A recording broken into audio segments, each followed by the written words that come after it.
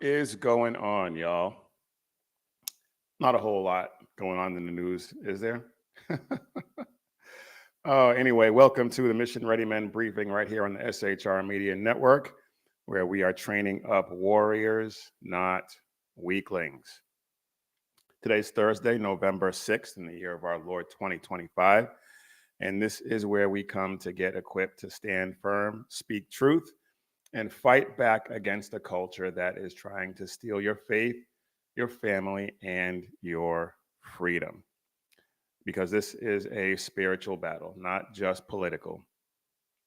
And this fight, this battle, never takes a day off.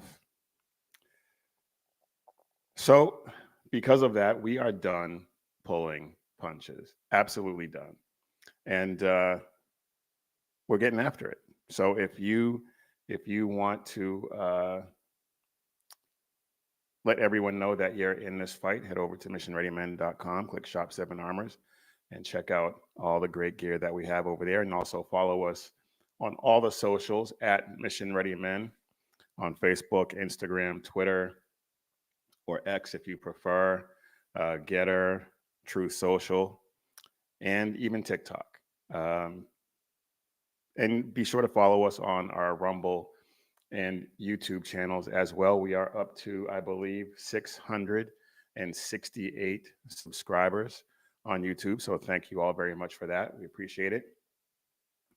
And I think that's all for business. So it is go time.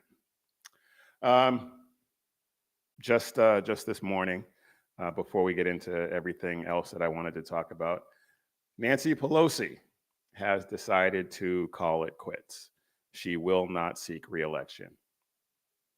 And that is a great thing, but it's San Francisco, so there is probably going to be another massive leftist ready to take her place. We know Scott Wiener, the guy who thinks that it's okay to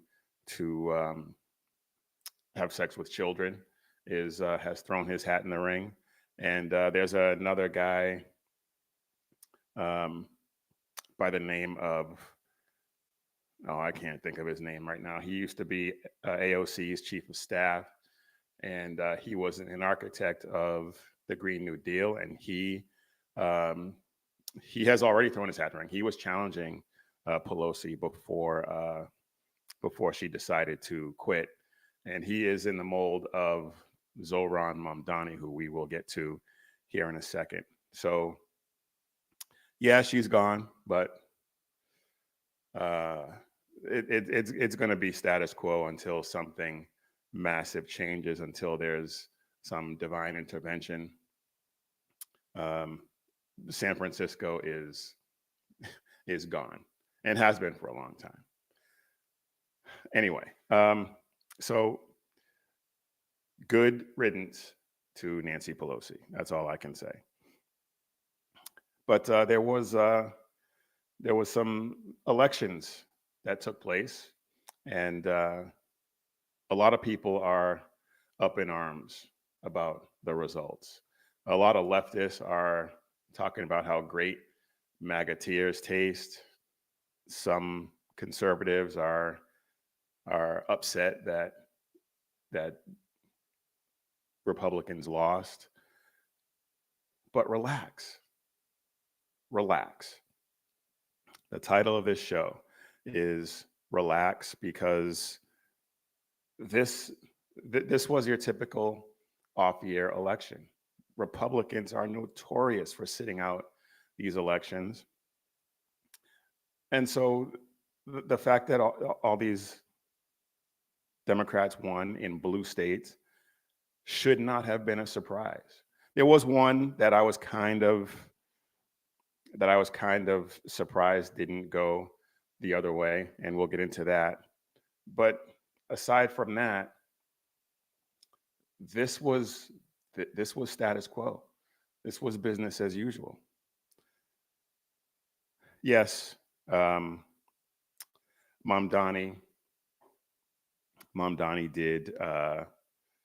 did win, and I mean, we pretty much expected that, I think. We should have, because he was ahead. He was massively ahead in the poll. So to think otherwise is just kind of silly. But I want to play for you something that happened. There's a couple of clips from his victory speech that I want to play, but this one, and I actually meant to have it queued up right when we opened, but that completely slipped my mind. So let's take a look at this one, because this is what you all can expect in New York.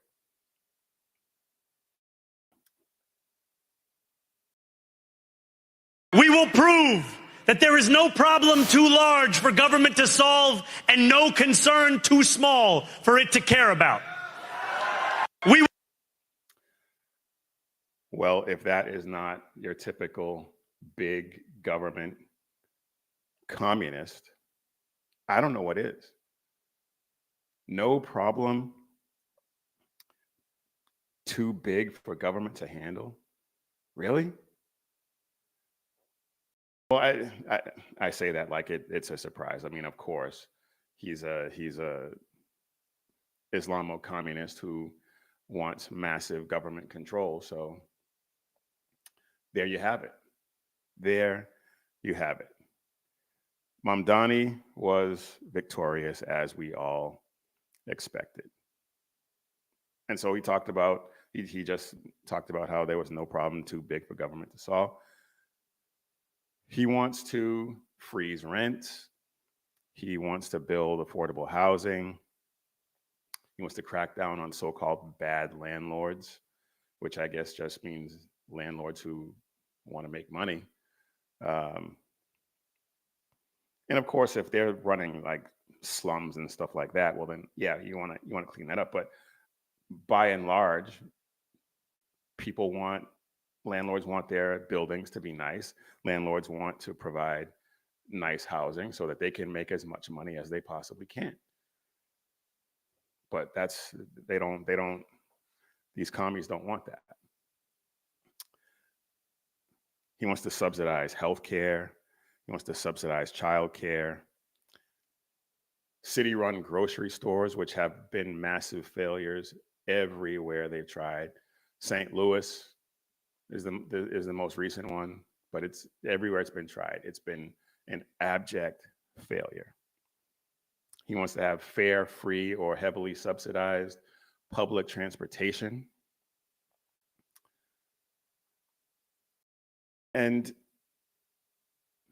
everything that these people, that these leftists, that these commies want costs you money. Costs you money. And of course, he wants to tax big corporations and wealthy people to fund all of his pie in the sky nonsense. He wants to expand, as evidenced by that clip, expand government intervention into every aspect of your life. He said, no concern too small. What do you think that means? What exactly do you think that means? That means every possible aspect of your life, he thinks the government should have a hand in. And how well has that worked out for the people who have tried it, who have been caught up in it?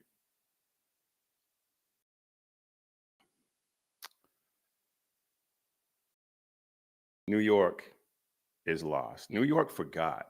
I mean, and let's remind everybody. This guy, I call him an Islamo-communist.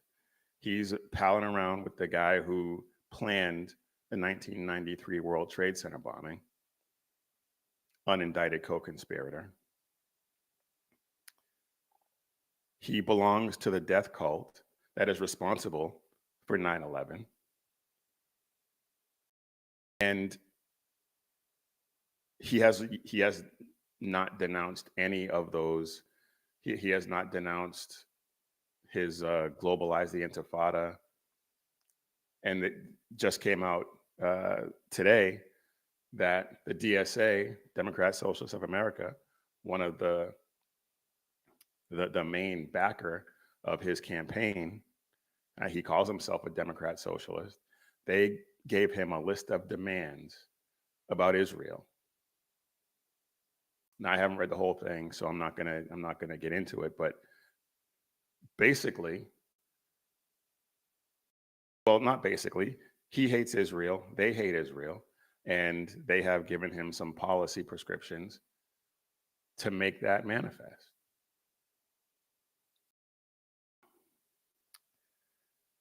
New York is gone. New Yorkistan. We might as well start calling it, because it is about to be London. Londonistan. It's, I mean, the best way to red pill these people. I heard somebody say this a while back, and it rings true. The best way to red pill a leftist is to give them what they want. Well, here you go. You got what you want. Let's see if you want what you're going to get. Everywhere that this guy's policies have been tried have been failures. Every single time. Talked about the grocery stores, public transportation. Every time stuff like this is tried, it fails. And it's about to fail again massively. And a lot of people who are not down with Mamdani's leftist Islamo-communist ideology are threatening to leave. They are threatening to leave. There was a poll, and we have it up on SHR Media. So let's take a look at that article real quick. There are polls that show that a massive number of New Yorkers are ready to leave. Are ready to leave. So let's take a look at this.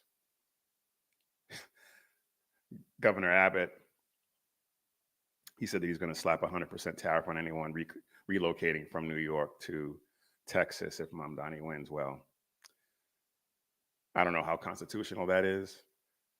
If he can get away with it, great. I'm just not sure. And he's not exactly trustworthy. That's why one of the reasons why we're not in Texas anymore. But that aside,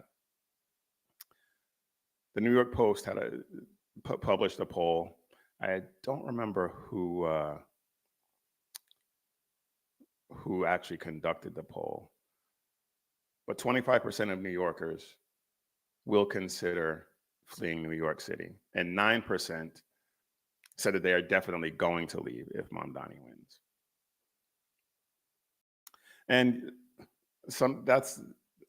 oftentimes that's bluster. I mean, how many times have we heard leftists say they were going to leave the United States if a Republican won? It happened when Bush won, and so many people have made that promise when Trump won. This time around, some leftists have actually done it, and I will give them all the credit in the world as long as they stay gone. But anyway,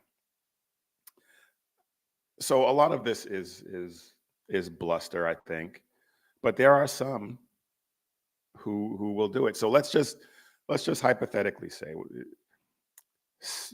9% said they're definitely going to leave. So that's 765,000 people. And the 25% who said they would consider it is 2.1 million. So let's just round down and say a little over 1 million people, half of all the ones who say that they will or want to leave. Let's just say half of them do. New York has 8.4 million people. If 1 million people leave, that brings it down to 7.4. And those million people who are leaving and have the means to, who would leave and have the means to leave, they're taking their income, they're taking their businesses, they're taking a pretty significant chunk of the tax base with them if they do. That's going to have some serious consequences for a lot of the people who voted for this madness.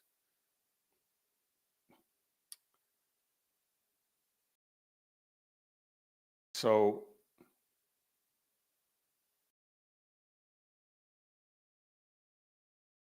if the high earners, if the people with the businesses, the people who are making a ton of money leave New York, that means that all of the revenue that they're projected to take in to fund all of these massive programs, that's going to take a huge hit. And if that takes a hit, who is going to pick up the slack? When people say government funded, that's taxpayer funded. So that means that the middle class is going to have to pick up that slack. And the lower middle class. And with all the jobs that these people take with them when they leave, that means that there's going to be more of a burden for the lower class people, the lower income people. They're going to be even more of a burden on the public assistance. It's going to be a death spiral. It's going to be a huge death spiral. Real estate markets are going to fall. Public services are going to be strained. And New York is going to fall. New York will no longer be considered the financial capital of the world. New York is going down. And you get the government you deserve. De Tocqueville said, in a democracy, you get the government you deserve. Well, yeah, I know we're not a democracy, we're a republic. I get that. But the fact remains, the point stands. You voted for this, New York. This is what you voted for. So if those stats hold, this is going to be a massive, massive shift for New York and for the country, really. This is going to have ripple effects that the unintended consequences are just going to be off the charts. We have no idea what kind of ripple effects this is going to have. None. And to what extent the damage it will do. But make no mistake, he is going to do massive damage. And I've heard some people say that there's going to be there might be a recall if he inflicts as much damage as it looks like he will. I don't know. I don't know that that's the case. So we shall see. Anyway, it's not just New York. There were other races, but before we get into that, let's take a look at some of these chats. Thank you all for being in the chat. I see BZ is in the chat. Sean was in the chat, but he's a little bit busy, so he is no longer here. Jersey Joe is here. Thank you, Joe, for being here. Let's see. BZ says the FDNY commission has already resigned. He's Jewish. Wow, I hadn't heard that yet.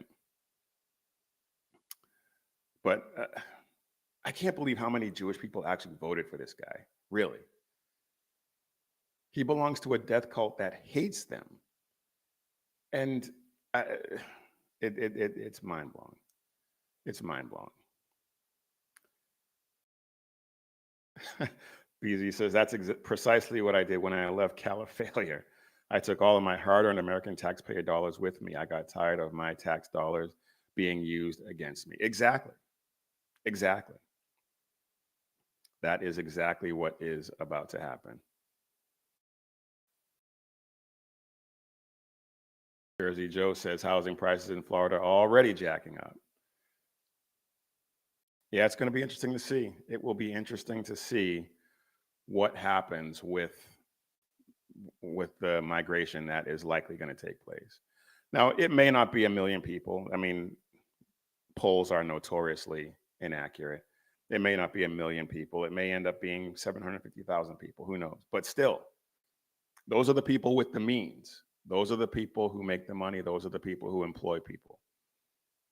And when those people leave, they take a lot of resources with them. So, but as I said, again, thank you all for being in the chat. Appreciate it. But as I was saying, it's not just New York. New Jersey, Mikey Sherrill beat Jack Ciattarelli. Jack Ciattarelli, and again, we talk about how inaccurate polls are. I'm not really, despite the fact that the polls were really close and he was surging at the end, I'm not really surprised he didn't win. I didn't follow it, but I found out as this was going on that he distanced himself from Trump. I don't know that he actually actively criticized him, but he did distance himself from Trump, and Trump endorsed him, but it wasn't like a full-throated endorsement. He didn't campaign for him. And if you don't support Trump, he's not going to support you. It's that plain and simple. So New Jersey is still status quo. They still have both houses of their state legislature.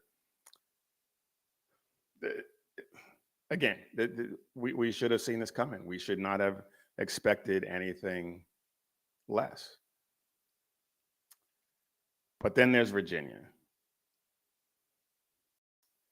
And again, Winsome Sears, she was surging at the end, but she did herself no favors back in 2022 when she said that we needed to move on from Trump. Trump has a long memory, and she never approached him with any type of apology, contrition, nothing like that.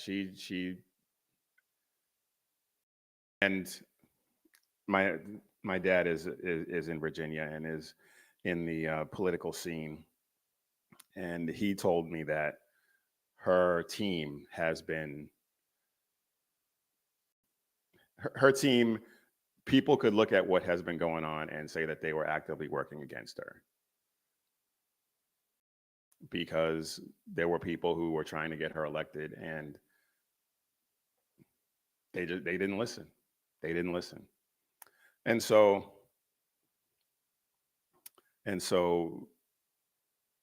she lost. Spanberger is a massive leftist who is now in control of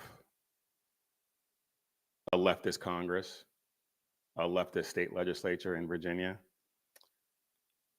And Virginia's probably lost too, at least for a while. And if you look at a map of Virginia and all the counties, Virginia is red. Virginia is massively red, except for the greater DC area. Northern Virginia All of those leftists are living in Northern Virginia, and that is a huge population center. And that's why. But most of the people in Virginia do not support what is happening in the state capitol. And again, apathetic voters let this happen.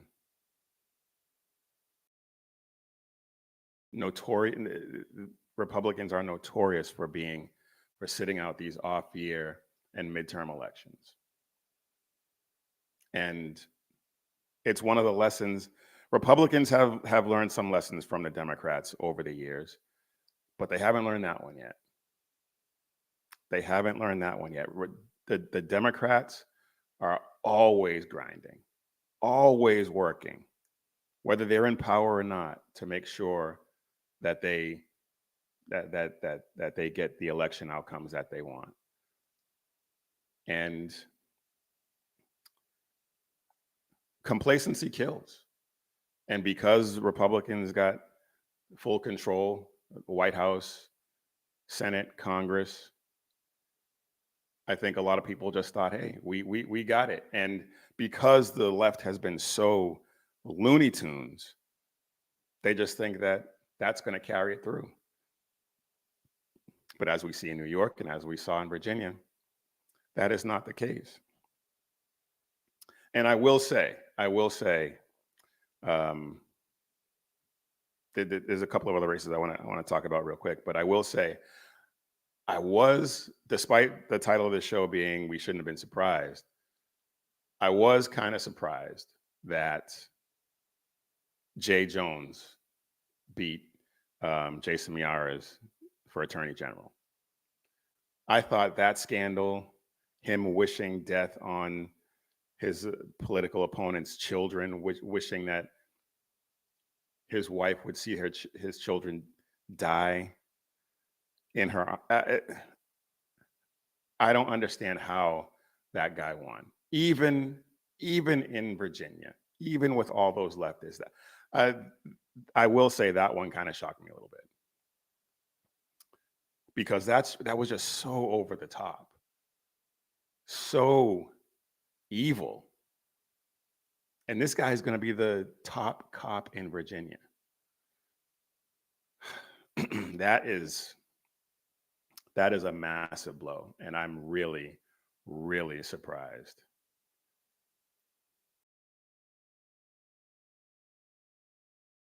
BZ says, I was not surprised, but it proves that the gloves are off. They will support anyone. We should do so as well.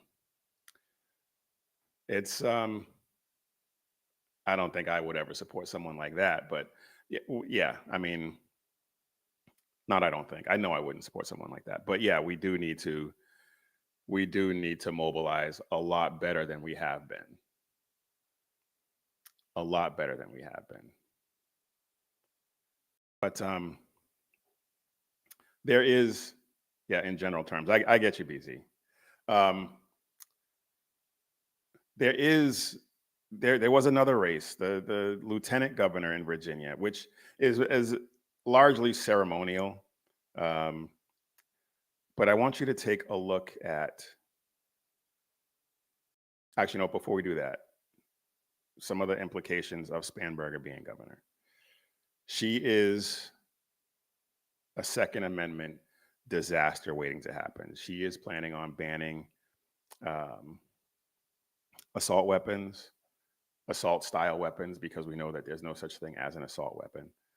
She wants magazine limits and universal background checks, and she wants to expand red flag laws. And the fact that she has a leftist partner in the AG's office who doesn't mind using guns for his own ends, but will fight tooth and nail and make sure that you don't have yours. She claims that because of her law enforcement background, because she carried a gun on her job for years, that she knows what it means to be a responsible gun owner. But David Chipman, if you remember him, was the same way. And I meant to pull a clip from him, but I talked about him when he was nominated to be the ATF director under Biden, and he couldn't define what an assault weapon was. He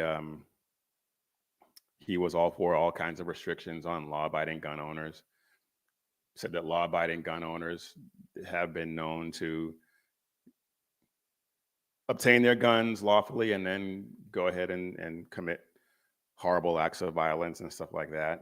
And I think he thinks that that's the norm. And he made all kinds of disparaging comments against gun owners. And this woman, Spanberger, is the same way. So yeah, Virginia, way to go. Way to go, Virginia. But yeah, I want to get into this as well, because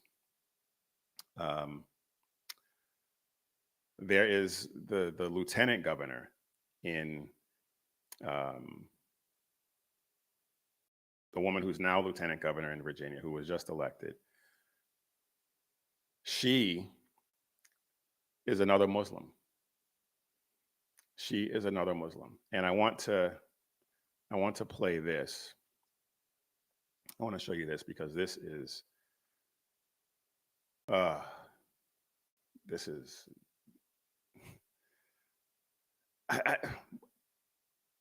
I'm mystified how these people actually get elected. It in the United States of America. But check this out.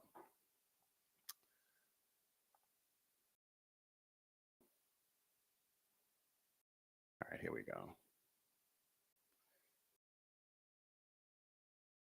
This is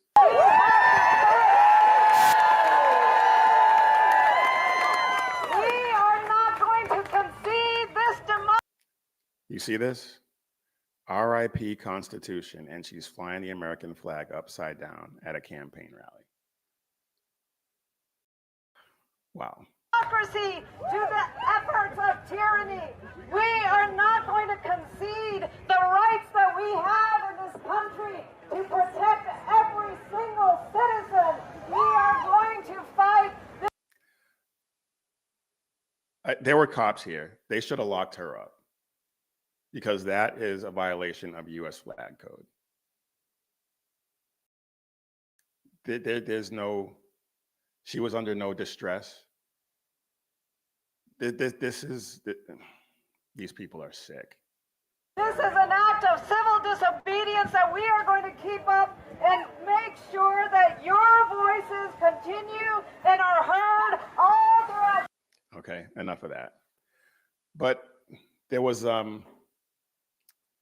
another thing that I found in dealing with in looking at this woman, and the fact she's a Muslim. So what you're about to see should not shock you. But this is, we forgot 24 years, and we forgot. And just, it's sad. It really is. It's sad. But check this out. Peace be upon you all. I'm so delighted. We don't need to hear what she says. Just look at this. He has named you Muslims.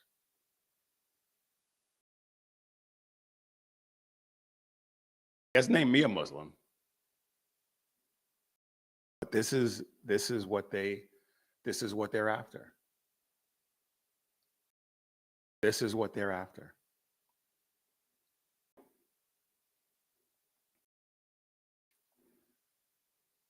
These people, man.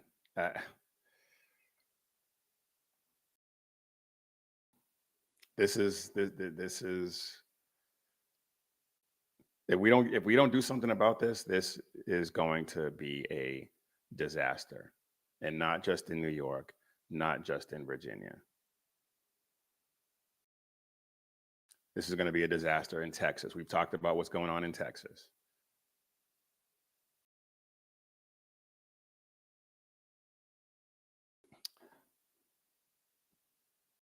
Let me see if I have, because there was something else.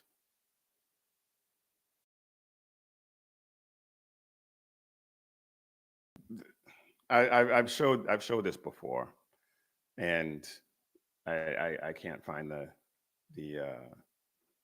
video right now. Did I bookmark it? Maybe I did. Maybe I didn't. Who knows? Anyway, the fact remains. We saw what happened in New York. We see what's happening in Virginia. And we've talked about before what's happened in Dearborn.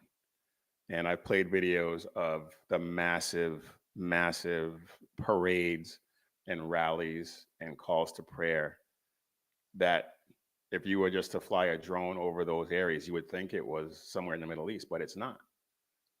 It's in Dearborn, Michigan. And there's been these types of massive things in Times Square in New York.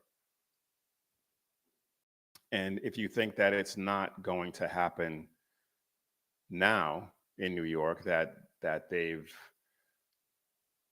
elected a radical Islamist to run New York City, you are woefully mistaken.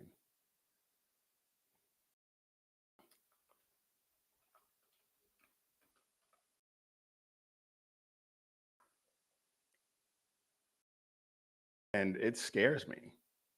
It scares me a little bit that we're going to have to fight.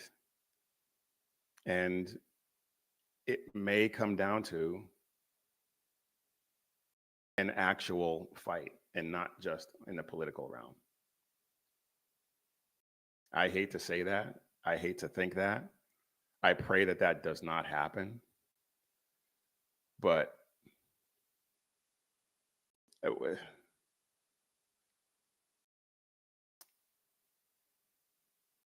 in fact, I'm not sure where this is.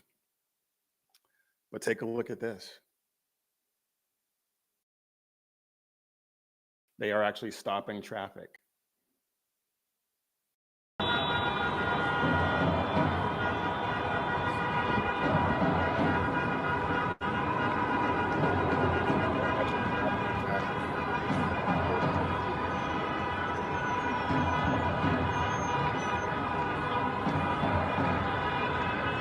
Unbelievable.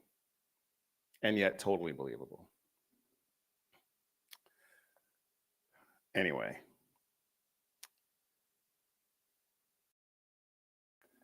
All right, enough of that. We're gonna move on. I ran way over with all that nonsense, but I think we have to cover this stuff. We have to cover this stuff because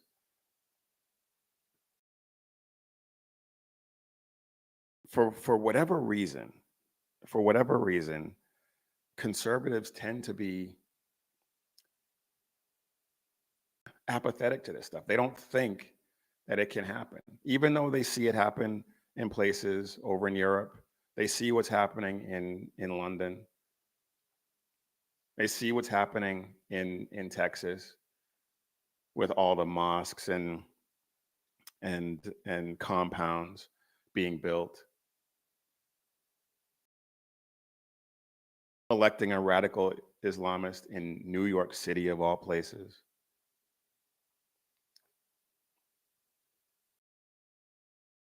Why this is not rallying conservatives and Republicans is mystifying to me. It really is. I do not get it. I do not get it. And if someone can explain it to me, I'd be happy to listen.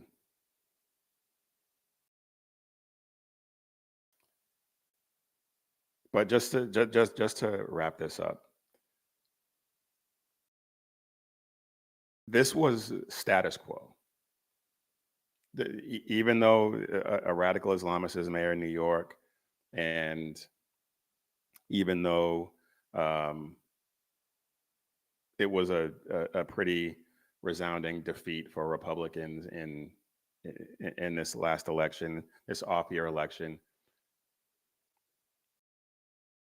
it was Democrats winning in blue states in an off-year election. This is not a massive defeat by any stretch of the imagination. This is status quo. It is what it is. But there's a lesson to be learned, and that lesson is we cannot be complacent. We cannot be complacent, because if we're this complacent in 2026, we'll lose the legislature, we'll lose the Senate, and we'll lose the House. And then we'll be right back to where we were in President Trump's first term. There'll be impeachments, they'll be blocking everything he wants to do, and we'll be right back where we started. And we just can't let that happen.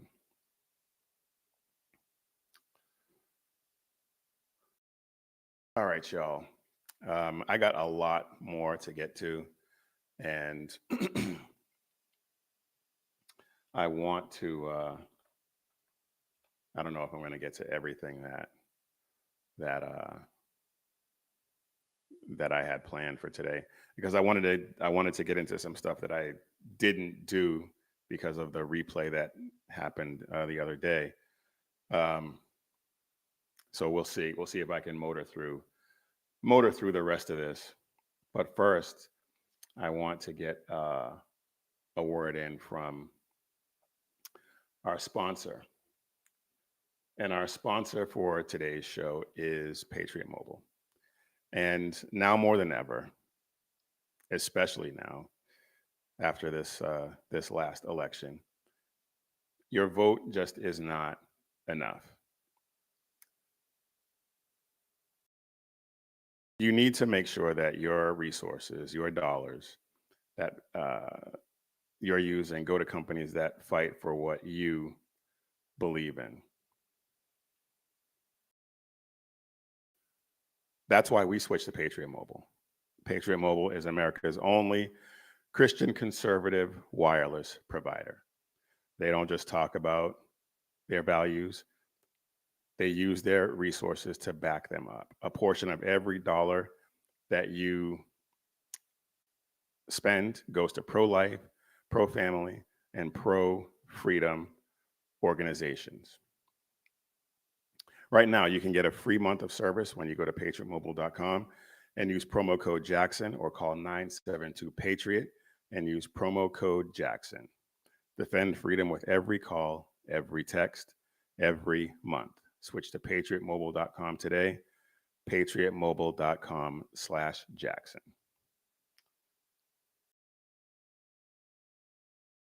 All right. I am Big E, and you are watching or listening to the Mission Ready Men briefing on the SHR Media Network, where you can catch Stackhead Sean with the Edge of Liberty every Monday and Wednesday at 11 p.m. Eastern, 8 p.m. Pacific. The Reaver of Common Sense with Jersey Joe every Monday and Friday at 9 p.m. Eastern, 6 p.m. Pacific. And BZ with the Berserk Bobcat Saloon every Tuesday and Thursday at 11 p.m. Eastern and 8 p.m. Pacific.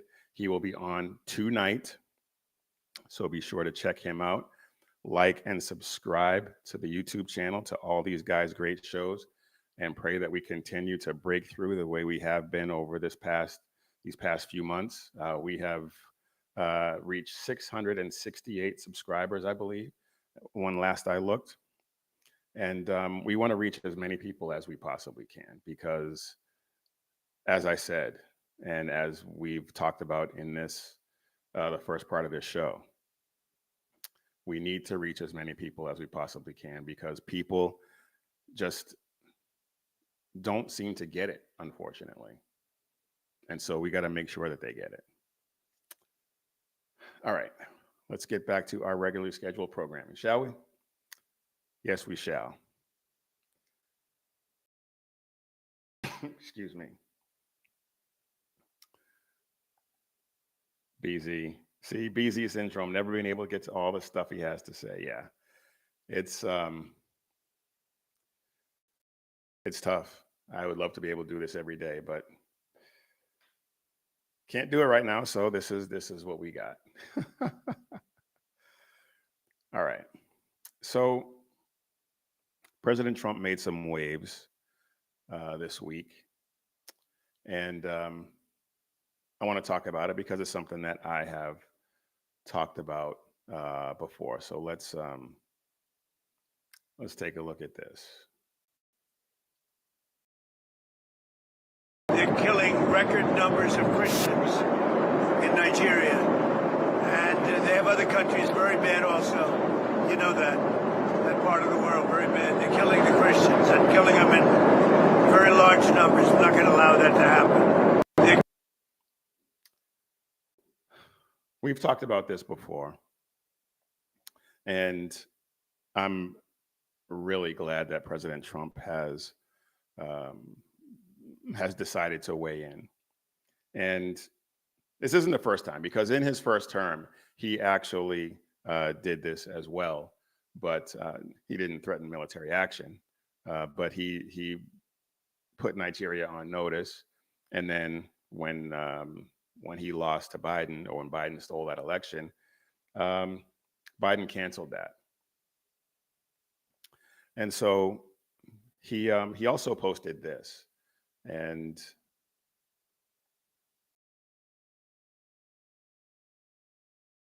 he also posted this. So let's read this, because this put a little more emphasis on it. He said in his Truth Social post, Christianity is facing an existential threat in Nigeria. Thousands of Christians are being killed. Radical Islamists are responsible for this mass slaughter.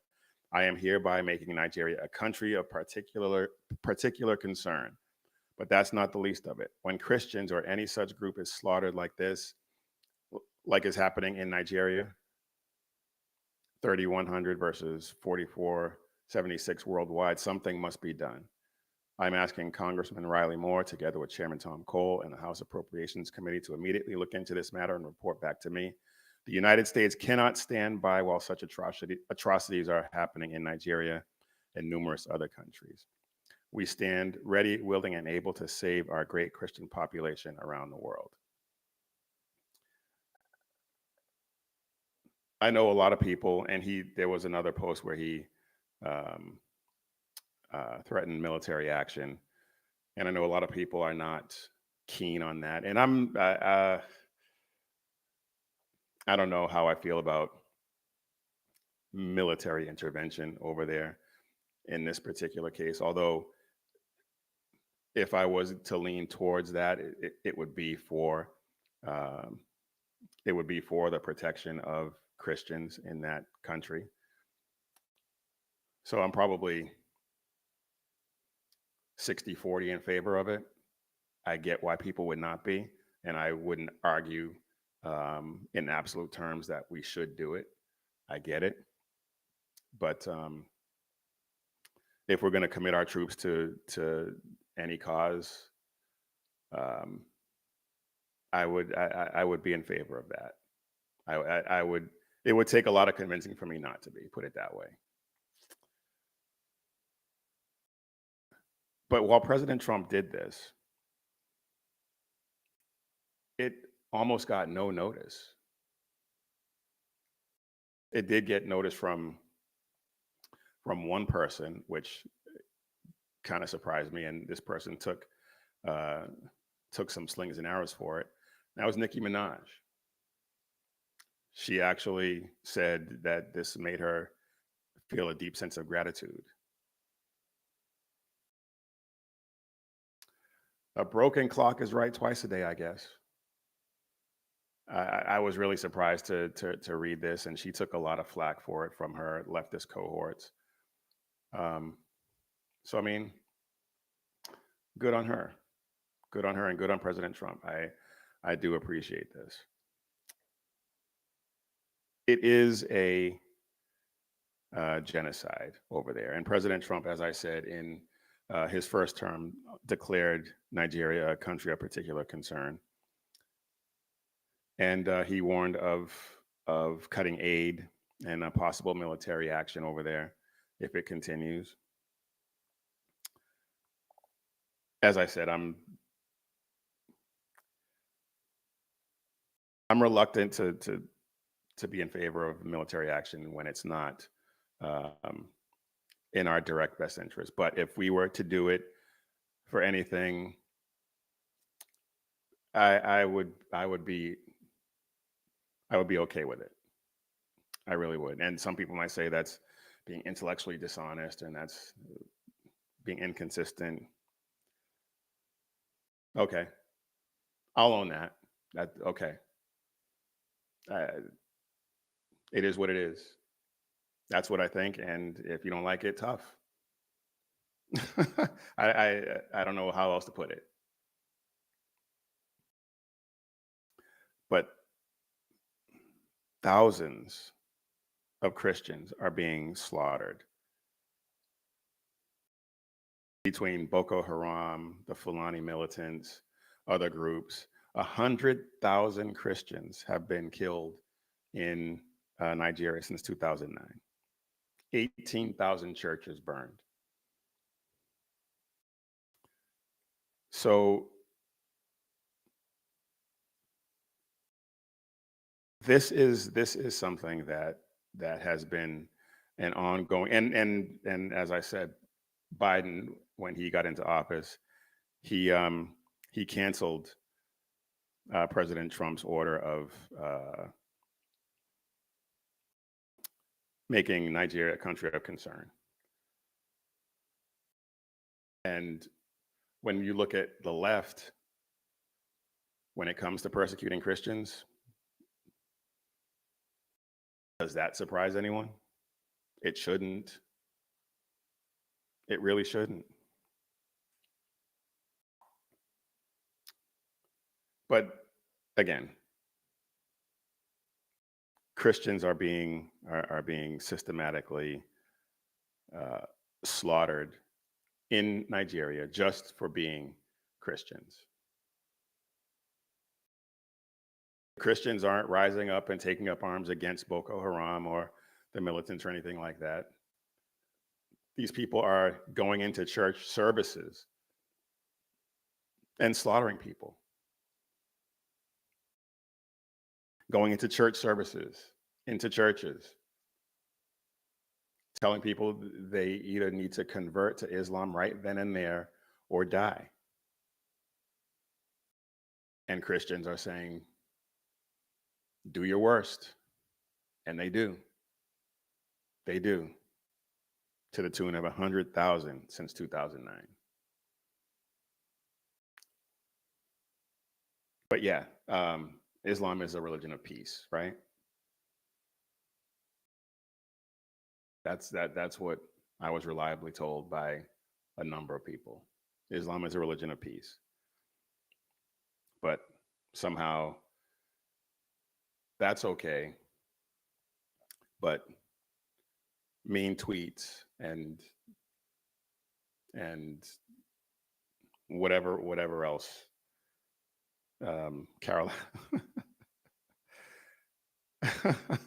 Caroline Levitt told some reporter, responded to some reporter, his mom. I can't remember the exact context, but somehow that's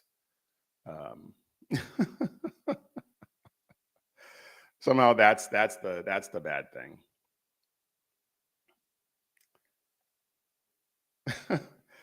BZ.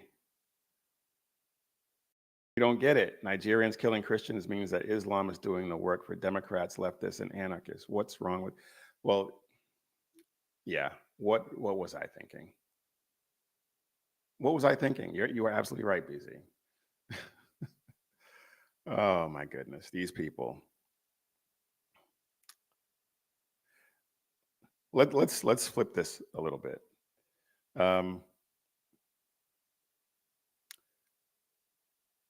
Imagine if this was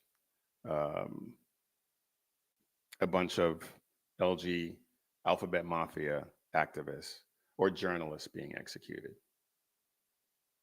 What do you think the left's response would be? They would have rainbow flags in their online profiles. They would come up with some color square to put there in support. They would be calling for us to intervene militarily, because they have no problem sending our troops all over the world for no good reason.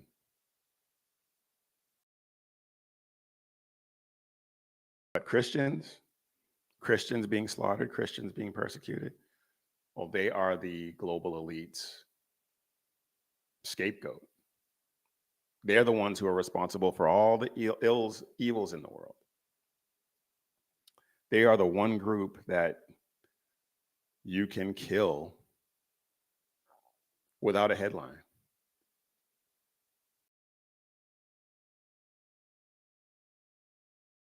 And the fact that Nicki Minaj, of all people,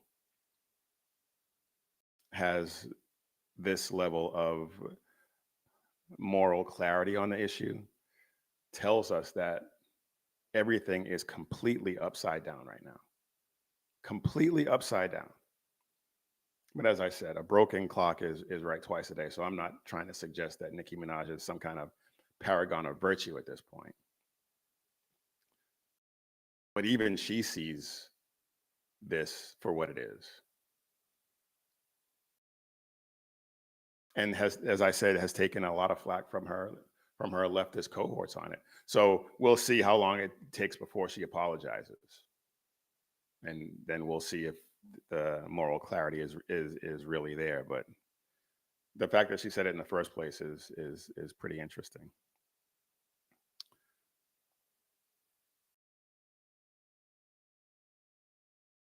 Faith under fire is still faith. And Nigerians' faith is under tremendous fire right now. And silence under fire is surrender. So are we going to surrender, or are we going to fight? And I'm not suggesting that we have to go over there and fight, but we need to at least pray for these people over there in Nigeria and what's happening, and pray that their faith is,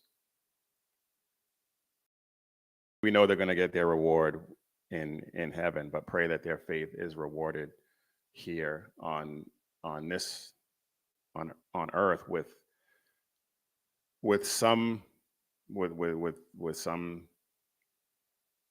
intervention, whether it's divine intervention or U.S. military intervention or UN intervention. Well, UN, we know they're not going to intervene. They hate Christians and Jews, so that's not going to happen. But we're going to keep following this story and see where it leads, because we need to keep them in our prayers and pray that this gets resolved quickly, as President Trump alluded to in his message to Nigeria. So we'll see how that goes. All right. The left likes to talk about how tolerant they are. They like to talk about how kind and compassionate they are.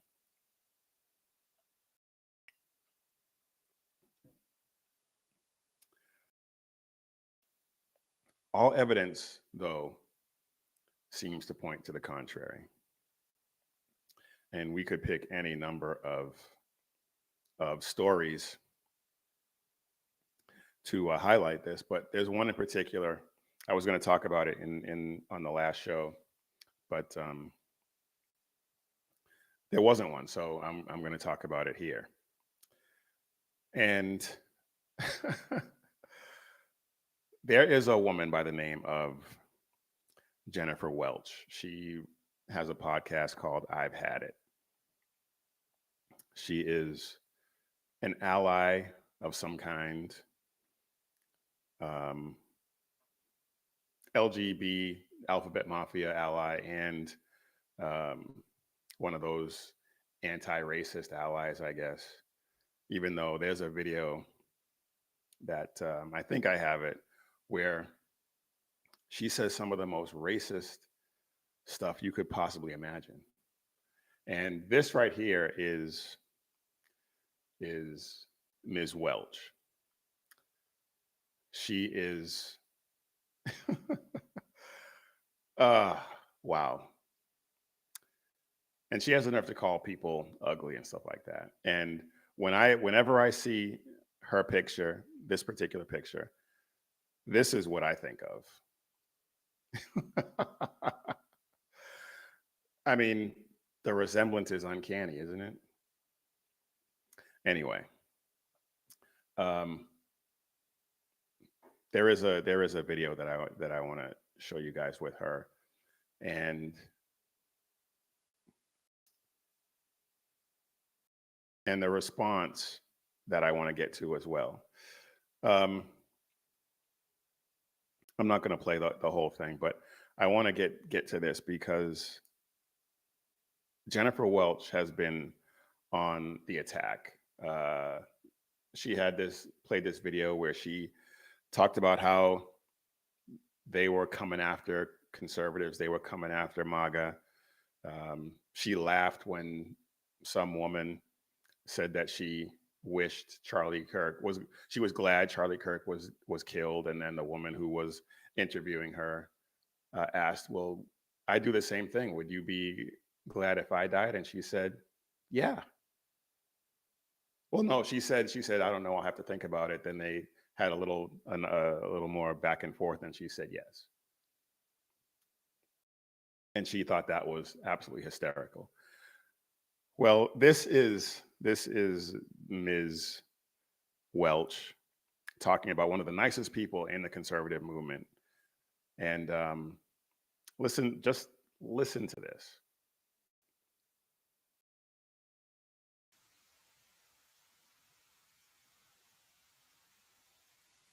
Only place that you could get a job is at bottom feeder Fox News, you insufferable twat. Nobody likes you except for the other fake Christians that enjoy in their spare time watching children get zip tied and then sit there and justify it while they read the Bible with their hideous crucifixes around their necks. So you, Riley Gaines. Quite the tirade there.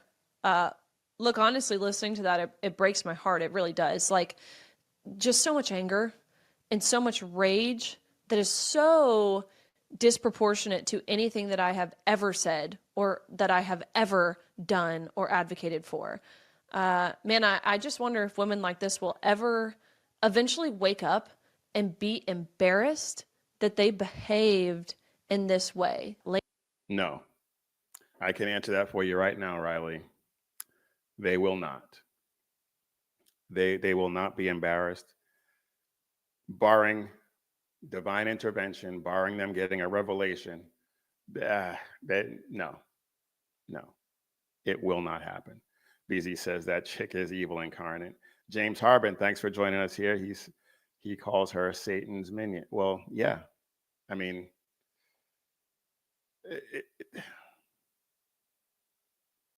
given that tirade and some of the other things that she said over the years,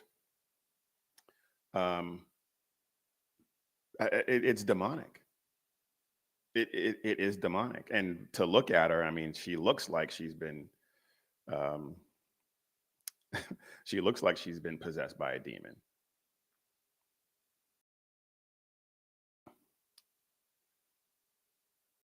James Harpin says that's why 80% of men don't date too many whack jobs. Yeah, I mean, it's insane. It is insane right now.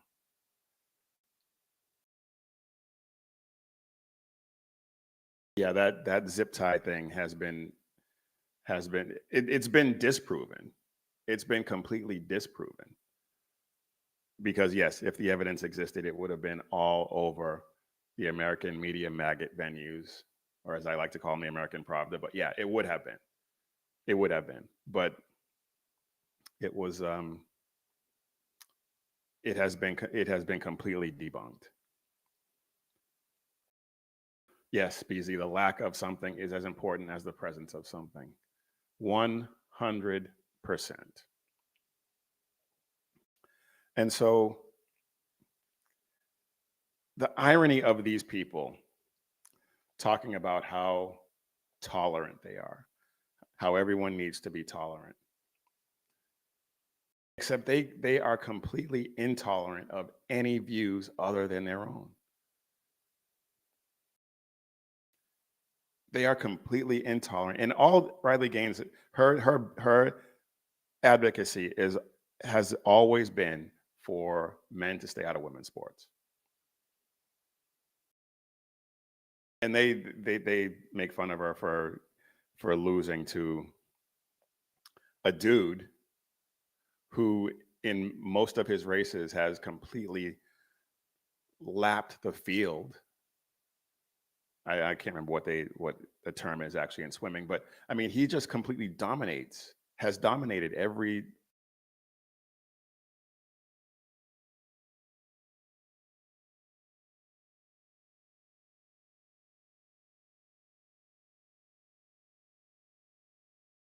Something happened there. Sorry about that. I don't know if he was just trying to placate people or whatever the case may be, but yeah, regardless, all she's ever done is advocate for men to stay out of women's sports and women's spaces, and somehow that earns her the ire of all these people and the hateful, vile, vitriolic stuff that she's been saying. Not just her, there have been other people who said similar things about her. James Harbin, yeah, they hate to be called filthy names, yet she uses them freely. Exactly. The hypocrisy is off the charts with these people. And I think in that same podcast episode, she went on to talk about how she is kind and progressive and all this other nonsense. Well, if that was true, why would you say those things about Riley Gaines, who has done nothing to you, who has done nothing but advocate for women and girls, but you think that that's somehow hateful, and reading the Bible is somehow a bad thing? And Riley's response,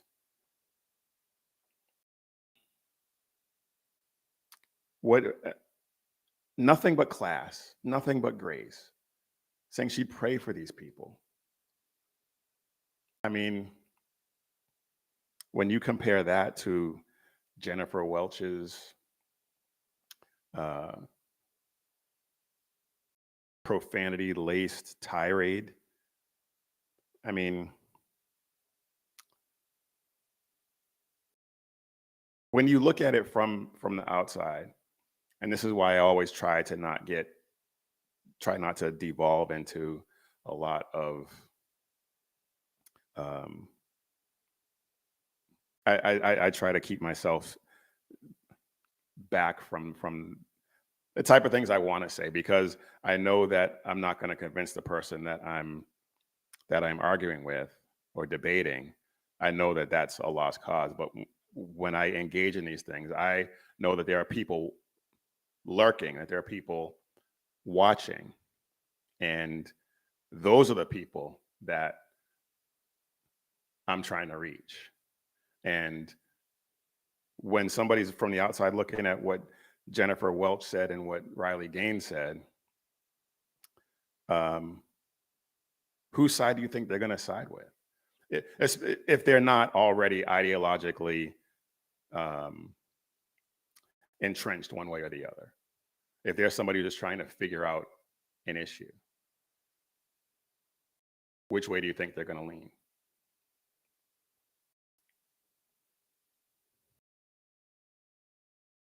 BZ says, I'm a kinder man than he. It's not that. It's not that, because believe me, I guarantee you that the things that a lot of people say, they have run through my mind. But I'm just looking at it from the perspective of trying to convince people. That's it. That's it. And I don't think that reacting the way Jennifer Welch and people like her does anything to convince anyone to join their side. Whereas I think the way Riley Gaines reacted goes a long way to convince people maybe that's the right side. So Jennifer Welch, the new patron saint of self-own and hypocrisy.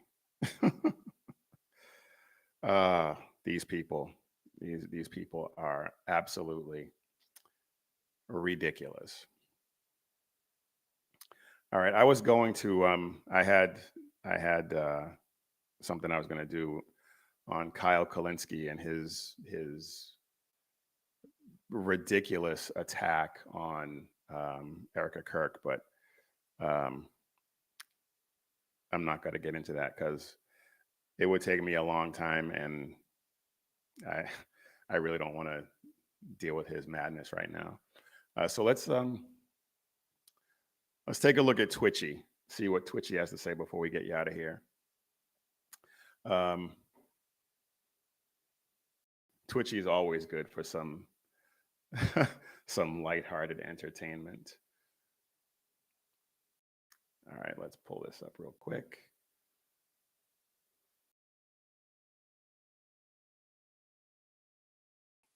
One thing I do dislike about Twitchy is this VIP nonsense, because not everything, but they put stuff behind a paywall, which I do not appreciate. But let's take a look at this. Obama praises Nancy Pelosi's skill at bringing people together. As we talked about earlier in the show, when we first started, Nancy Pelosi has decided not to seek re-election, thankfully. Barack Obama says for almost 4 decades, Nancy Pelosi has served the American people and worked to make our country better. No one was more skilled at bringing people together and getting legislation passed. I will always be grateful for her support of the Affordable Care Act. Really? That's what you're going with? The bill where she said you have to pass it to find out what's in it. Okay.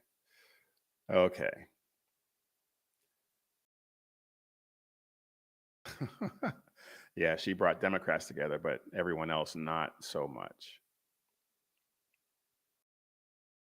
We take an oath to protect and defend the Constitution from all enemies, foreign and domestic.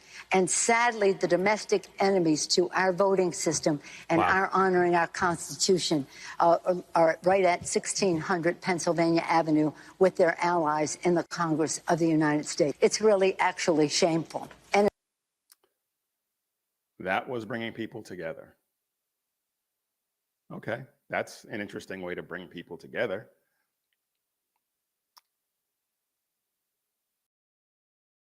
Pelosi calls Trump the worst thing. He's just a vile creature, the worst thing on the face of the earth. But anyway. You think he's the worst thing on the face of the earth? I do, yeah. Wow. I do.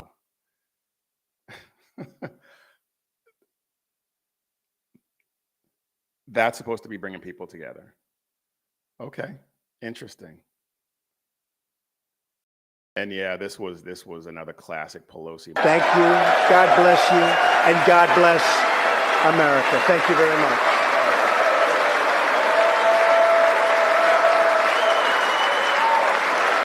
And I'm pretty sure her ripping up that document was a crime. I remember hearing that when it first happened, that was that she committed a crime when she did that.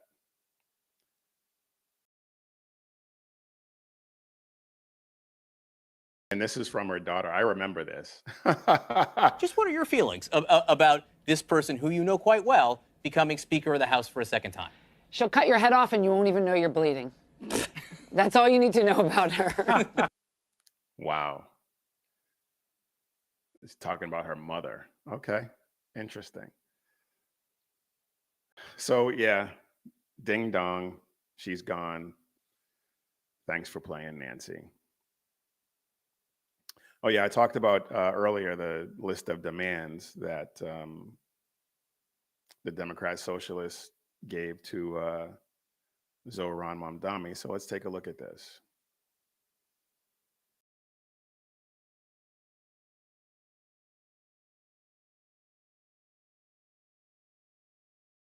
Palestine policy meeting agenda and notes. Okay. Divest city pension funds from Israeli bonds and securities. Withdraw city funds from banks that lend money to Israel or do business in Israel. End city contracts with companies that do business with Israel. Operate city-run grocery stores free from Israeli products. Investigate real estate agents hosting illegal sales of stolen wow. Divest CUNY endowment and reinstate wrongly fined professors. Dismantle Eric Adams' New York City Israel Economic Count. I mean, they absolutely hate Israel.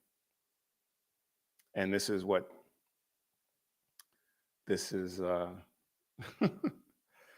man, these people are ridiculous, man.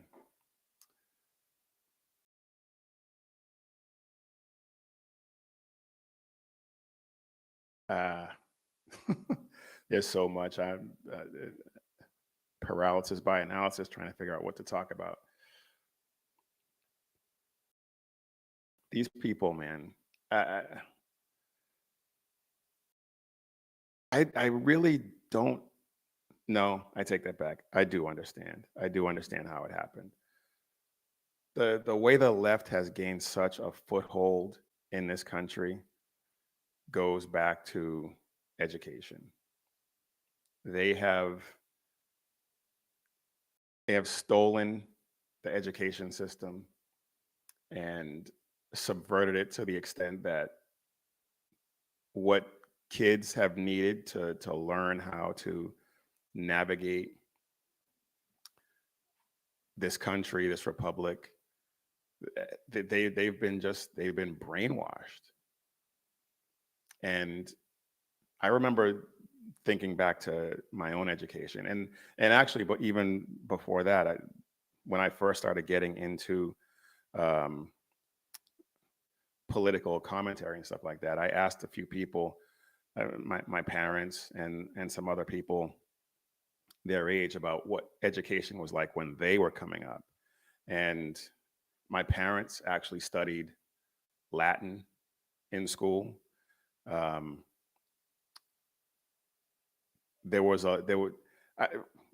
I was in school, I wouldn't say we were indoctrinated, but the level of education that we got in public school is not what it should have been. And as I said, when I talked to those older people, it's not what they had by a long shot. And I had some people tell me that the things that they learned in high school, they could have passed most of today's college level courses with that level of education. And I know once I started getting into this, I had to read a lot on my own to learn the stuff that I should have been taught in school. And the kids these days know just enough to be dangerous. And they've been taught so much by these leftist indoctrination centers that they're raising up an entire generation. I mean, Mamdani's what, 34? He was a young kid when 9/11 happened, and I know people are saying we can't weaponize 9/11 against him. Not to do that is suicidal. But anyway,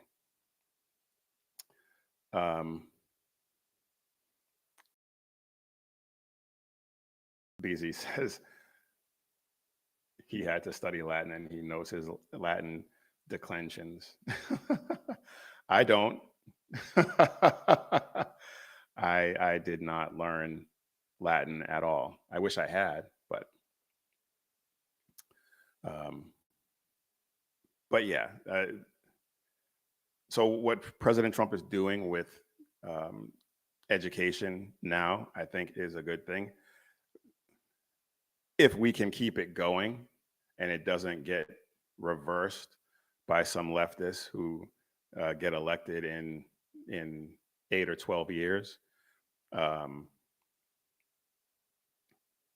it'll still take a generation or two to see even the slightest reversal of what they've done, and maybe even 3, because it's been going on for so long. Because these people think that what's happening is a good thing. The kids who are coming out of school these days think that socialism is a good thing. There was a poll not too long ago where these kids have a favorable view of socialism, which is communism. Leaving aside the fact that it's the deadliest form of government ever created, but details, I guess.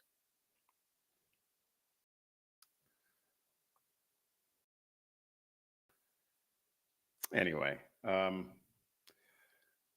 guess that's it. I guess that's all I got for you. I had a few other things I wanted to get to, but we'll tackle that next time. I will keep trying to make each show better than the last. And if anything that I said hits home, please take a second to like and subscribe and share it with everyone that you know. Because like I said, we want to reach as many people as we possibly can. We're not just here to run our mouths. We're here to spread the gospel of Jesus Christ and carry the banner of faith, freedom, and hope for future generations. The future generations I just spoke about that hopefully will get a better education than they're being given right now. And if you want some cool gear and let everyone know that you're in this fight, head over to missionreadymen.com. Click Shop 7 Armors. Check out all the great designs that we have over there about bold faith, true grit, and unapologetic patriotism. And as always, when seconds count, the police are only minutes away, but the Lord is right there with you. So keep your prayers going up and your head on a swivel. God bless.